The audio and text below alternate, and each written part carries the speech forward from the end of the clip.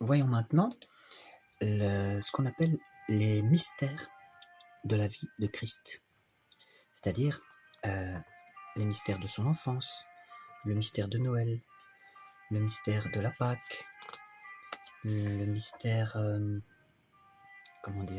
des apparitions de Jésus à la transfiguration, le mystère du baptême, etc. Le royaume de Dieu, les tentations de Jésus. Vous voyez, toutes ces choses dont nous ne parlons pas directement dans le credo, mais qu'il est important de souligner maintenant, car toute la vie de Jésus-Christ est un mystère dans le sens pas quelque chose qu'on ne peut pas, qui est interdit de connaître, mais justement quelque chose qui reflète une profondeur de sa divinité. Et donc, à la fin de l'évangile de Jean, il est écrit « Ce qui a été écrit dans les évangiles l'a été pour que vous croyiez que Jésus est le Christ, le Fils de Dieu, et qu'en croyant, vous ayez la vie en son nom. » Les évangiles sont écrits par des hommes qui ont été parmi les premiers à avoir la foi et qui veulent la faire partager à d'autres. Dès l'ange de sa nativité jusqu'au vinaigre de sa passion et au suaire de sa résurrection, tout dans la vie de Jésus est signe de son mystère. À travers ses gestes, ses miracles, ses paroles, il a été révélé qu'en lui habite corporellement toute la plénitude de la divinité. C'est ce qui est écrit dans la lettre aux Colossiens. Son humanité apparaît ainsi comme le sacrement, c'est-à-dire le signe et l'instrument de sa divinité et du salut qu'il apporte. C'est-à-dire ce qu'il y avait de visible dans sa vie terrestre conduisit au mystère invisible de sa filiation divine et de sa mission rédemptrice.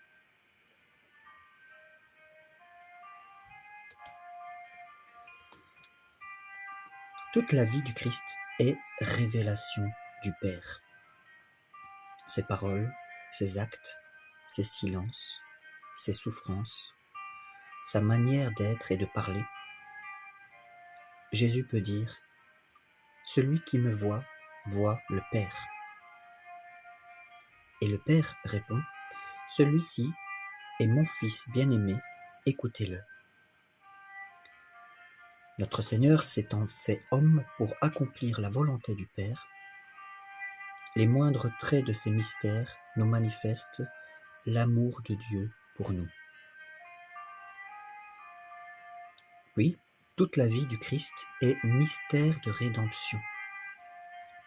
La rédemption nous vient avant tout par le sang de la croix.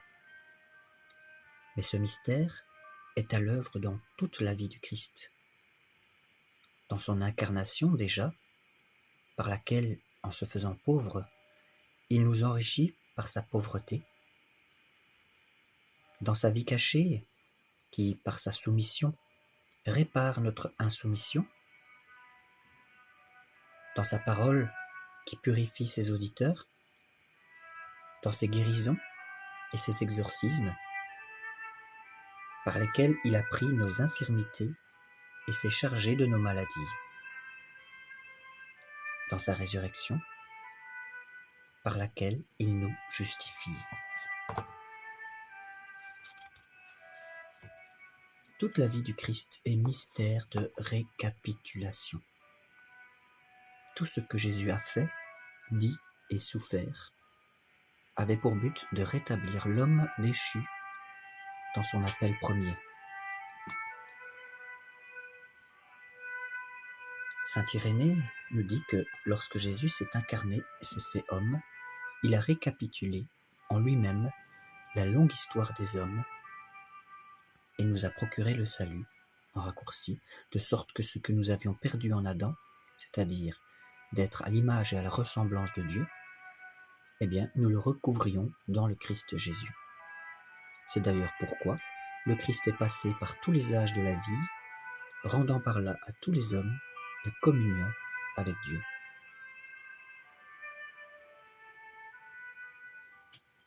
Notre communion au mystère de Jésus. Toute la richesse du Christ est destinée à tout homme et constitue le bien de chacun. Le Christ n'a pas vécu sa vie pour lui-même, mais pour nous. Et de son incarnation, pour nous les hommes et pour notre salut, jusqu'à sa mort, pour nos péchés, et à sa résurrection, pour notre justification. Maintenant encore, il est notre avocat auprès du Père, étant toujours vivant pour intercéder en notre faveur. Avec tout ce qu'il a vécu et souffert pour nous une fois pour toutes, il reste présent pour toujours devant la face de Dieu en notre faveur. Tout ce que je viens de dire est écrit dans la lettre aux Hébreux et dans la lettre aux Romains. En toute sa vie, Jésus se montre comme notre modèle. Il est l'homme parfait, qui nous invite à devenir ses disciples et à le suivre. Par son abaissement, il nous a donné un exemple à imiter. Par sa prière, il attire à la prière. Par sa pauvreté, il appelle à accepter librement le dénuement et les persécutions. Tout ce que le Christ a vécu, il fait que nous puissions le vivre en lui et qu'il le vive en nous. Par son incarnation, le Fils de Dieu s'est en quelque sorte uni lui-même à tout homme. Nous sommes appelés à ne faire plus qu'un avec lui. Ce qu'il a vécu dans sa chair pour nous et comme notre modèle, il nous y fait communier comme les membres de son corps. Saint Jean Eudes nous dit « Nous devons continuer et accomplir en nous les états et mystères de Jésus et le prier souvent qu'il les consomme et accomplisse en nous et en toute son Église. Car le Fils de Dieu a le projet de mettre une participation et de faire comme une extension et continuation de ces mystères en nous et en toute son Église, par les grâces qu'il veut nous communiquer et par les effets qu'il veut opérer en nous par ces mystères. Et par ce moyen, il veut les accomplir en nous.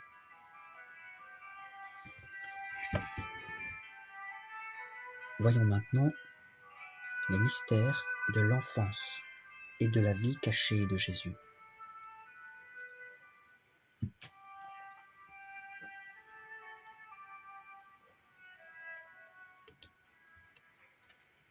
La venue du Fils de Dieu sur la terre est un événement si immense que Dieu a voulu le préparer pendant des siècles. J'aime bien cette phrase que je vous répète. La venue du Fils de Dieu sur la terre est un événement si immense que Dieu a voulu le préparer pendant des siècles. Rites et sacrifices, figures et symboles de la première alliance. Tout est décrit dans la lettre aux Hébreux. Dieu fait tout converger vers le Christ. Il l'annonce par la bouche des prophètes qui se succèdent en Israël.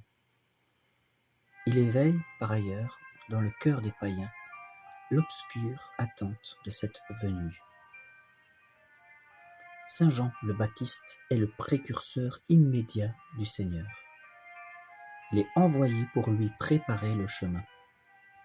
Il est le prophète du Très-Haut. Il dépasse tous les prophètes. Il en est le dernier. Il inaugure l'Évangile. Il salue la venue du Christ dès le sein de sa mère quand il tressaille de joie lorsqu'Élisabeth entend Marie. Et il trouve sa joie à être l'ami de l'époux, qu'il désigne comme l'agneau de Dieu qui enlève le péché du monde. Tout ça, c'est Jean-Baptiste. Précédant Jésus avec l'esprit et la puissance d'Élie, toujours Jean-Baptiste, lui rend témoignage par sa prédication, son baptême de conversion et finalement son martyre.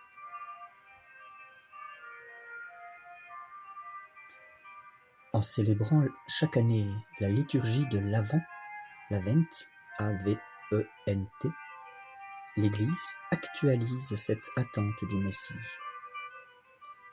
En communiant à la longue préparation de la première venue du Sauveur, les fidèles renouvellent l'ardent désir de son second avènement ou de son second retour.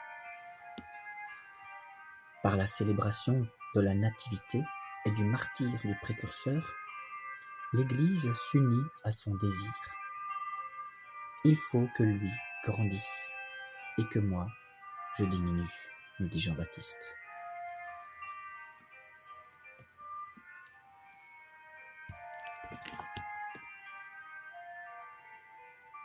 Voyons maintenant le mystère de Noël. Jésus est né dans l'humilité d'une étable, dans une famille pauvre. De simples bergers sont les premiers témoins de l'événement. C'est dans cette pauvreté que se manifeste la gloire du ciel. L'Église ne se lasse pas de chanter la gloire de cette nuit.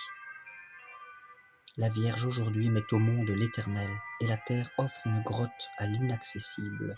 Les anges et les pasteurs le louent, et les mages avec l'étoile s'avancent.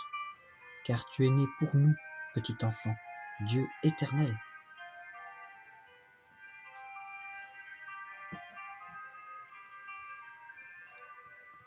Devenir enfant par rapport à Dieu est la condition pour entrer dans le royaume. Pour cela, il faut s'abaisser, devenir petit. Plus encore, il faut naître d'en haut, naître de Dieu. Pour devenir enfant de Dieu,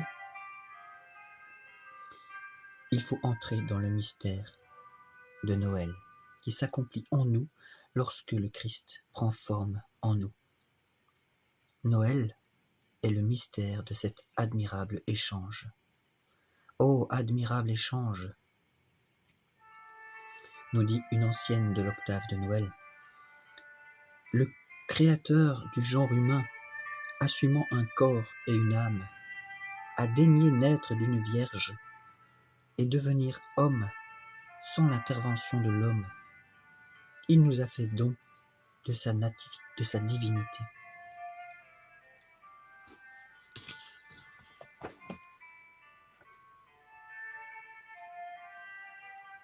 Les mystères de l'enfance de Jésus. La circoncision de Jésus, selon la tradition juive, le 8e jour après sa naissance, est le signe de son insertion dans la descendance d'Abraham, dans le peuple de l'Alliance, de sa soumission à la loi et de sa députation au culte d'Israël auquel il participera pendant toute sa vie. Ce signe préfigure la circoncision du Christ, qu'est le baptême. C'est en ça aussi qu'on voit que Jésus a été enfant, il s'est fait circoncire, appartenait à un peuple, pour bien montrer que le Fils de Dieu s'est incarné. Il a pris notre humanité. Alors, ce qu'on appelle maintenant l'épiphanie, c'est la manifestation de Jésus comme le Messie d'Israël, le Fils de Dieu et Sauveur du monde. Avec le baptême de Jésus au Jourdain et les noces de Cana, cette épiphanie célèbre l'adoration de Jésus par des mages venus d'Orient. Dans ces mages représentant des religions païennes environnantes, l'Évangile voit les prémices des nations qui accueillent la bonne nouvelle du salut par l'incarnation. C'est-à-dire que l'Église va être universelle. Le message va être annoncé à toutes les nations autres que Israël. La venue des mages à Jérusalem pour rendre hommage au roi des Juifs montre qu'ils cherchent en Israël, à la lumière messianique de l'étoile de David, celui qui sera le roi des nations. Leur venue signifie que les païens ne peuvent découvrir Jésus et l'adorer comme Fils de Dieu et Sauveur du monde qu'en se tournant vers les Juifs et en recevant d'eux leur promesse messianique telle qu'elle est contenue dans l'Ancien Testament. C'est pour ça qu'il était dit que le salut vient des Juifs. L'épiphanie manifeste que la plénitude des païens entre dans la famille des patriarches et acquiert ainsi la Israelitica dignitas. Maintenant, voyons la présentation de Jésus au temple. Vous voyez, ce sont toutes des petites choses qu'on lit comme ça dans l'Évangile, qu'on appelle ça des mystères, mais qu'on ne sait pas toujours le sens. Et donc, cette présentation de Jésus au temple montre comme le premier-né appartenant au Seigneur. Avec Siméon et Anne, c'est toute l'attente d'Israël qui vient à la rencontre de son Sauveur, et même la tradition byzantine appelle ainsi cet événement. C'est la rencontre de son Sauveur avec Israël. Jésus est reconnu comme le Messie tant attendu, lumière des nations, donc c'est pour ça Lumen Gentium, et gloire d'Israël, mais aussi il est attesté comme signe de contradiction. Le glaive de douleur prédit à Marie annonce cette autre oblation parfaite et unique de la croix qui donnera le salut que Dieu a préparé à la face de tous les peuples.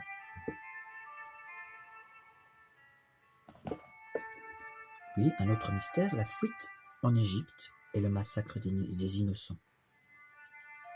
Lorsqu'Hérode a fait tuer tous les enfants de moins de 2 ans pour être sûr de tuer Jésus, parce qu'il pensait que Jésus allait le détrôner, c'est ce qu'on appelle le massacre des innocents, eh bien, cela manifeste l'opposition des ténèbres à la lumière. Au tout début de l'évangile de Jean, il est dit « Il est venu chez lui, et les siens ne l'ont pas reçu. » Et toute la vie du Christ sera sous le signe de la persécution. Il est dit aussi ailleurs dans Timothée que tous ceux qui voudront vivre pieusement seront persécutés. Les siens, donc tous ceux qui sont autour de Jésus et les chrétiens, partageront la persécution. Sa montée d'Égypte rappelle la montée d'Égypte.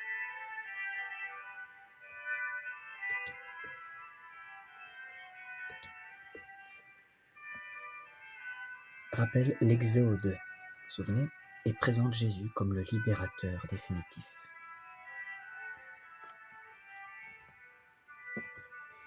Voyons maintenant les mystères de la vie cachée de Jésus.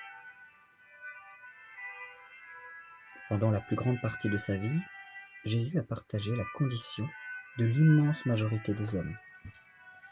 Une vie quotidienne sans apparente grandeur, une vie de travail manuel, vie religieuse juive soumise à la loi de Dieu, vie dans la communauté.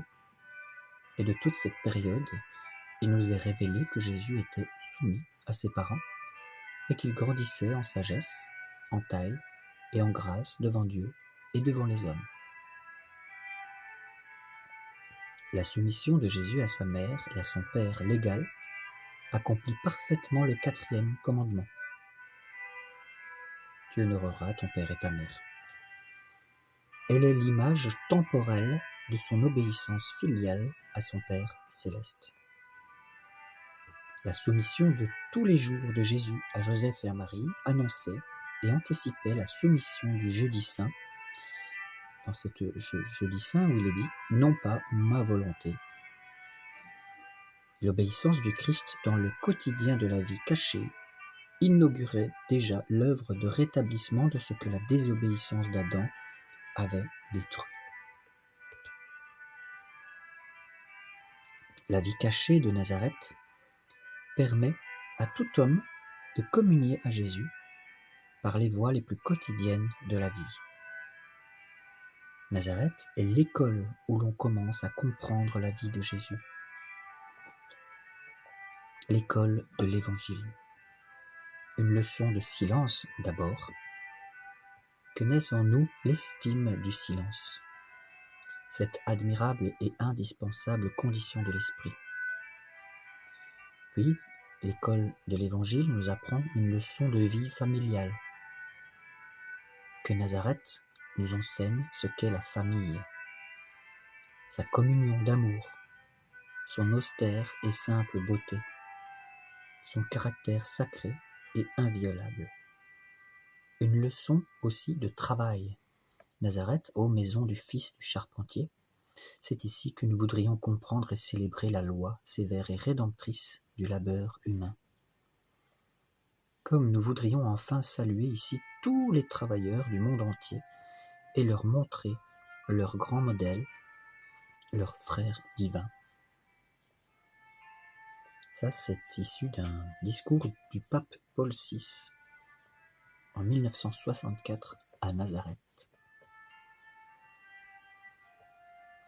Le recouvrement de Jésus au temple. Vous vous souvenez l'histoire où Jésus et ses parents étaient allés à Jérusalem, et puis ses parents retournent chez eux, mais Jésus est resté à Jérusalem pendant 3 jours où il discutait avec les chefs religieux, et ses parents ne le retrouvaient pas. Et ils l'ont recherché, et puis quand ils l'ont retrouvé, Jésus leur a répondu « Ne saviez-vous pas que je dois m'occuper des affaires de mon Père ?» C'est-à-dire des affaires divines. Je dois parler des choses sérieuses avec les gens haut placés de la religion, parce que j'ai une mission spéciale. Eh bien, ce recouvrement de Jésus au temple est le seul événement qui rompt le silence des évangiles sur les années cachées de Jésus. Jésus y laisse entrevoir le mystère de sa consécration totale à une mission découlant de sa filiation divine. Lorsqu'il dit à ses parents « Ne saviez-vous pas que je dois m'occuper des affaires de mon Père », donc de Dieu le Père, Marie et Joseph ne comprennent pas cette parole. Mais ils l'accueillirent dans la foi. Et Marie gardait fidèlement tous ses souvenirs en son cœur, tout au long des années où Jésus restait enfoui dans le silence d'une vie ordinaire.